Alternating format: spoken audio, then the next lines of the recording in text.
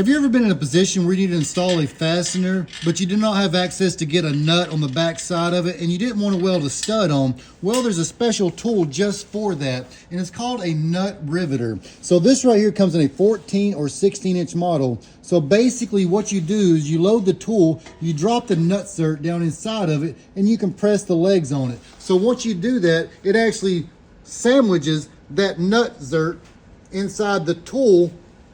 So now that you got the arms fully sandwiched, you can see that riv nut, nutsert, thread cert, grip cert, bull riveter, whatever you want to call it, is now compressed as this right here being your end game. So you now have a nut that is in place to install your fastener. So when you're ready to remove it, all you need is open the legs up, and then the knob on the top of it actually turns the threaded stud. So now you can back it off. And just like that, you now have a threaded insert to be able to install your fasteners or hardware.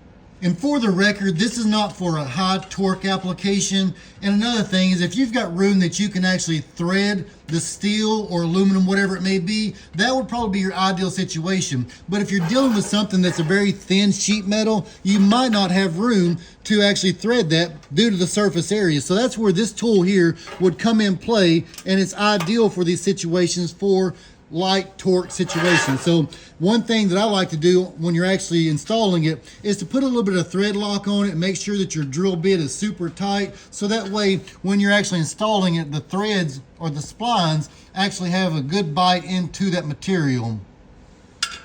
So when you get your nut riveter here, it actually comes with several different dies as well as the nutsert. So you'll get the 3/8 16, 5/16 18, you get the 4/16 20, 10/24, M10, M8, and M6 with several of the nutserts. So the tool itself is super easy to install. So all you do is you find your appropriate size that you need. And if you look closely, you can see that it's actually clocked, so it only fits in one direction here. So once you get it in position here, you drop it down inside the tool and it fits flush.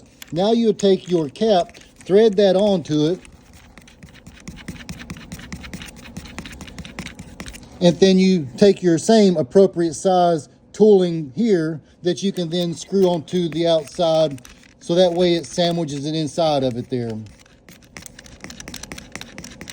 And you'll open your legs up again, and that way you can thread that nutsert down onto the tool. And now you are ready for action. So another question that comes up on it, what happens if it spins on the inside of it? And again, this is not for a high torque application. This is for snugging a fastener.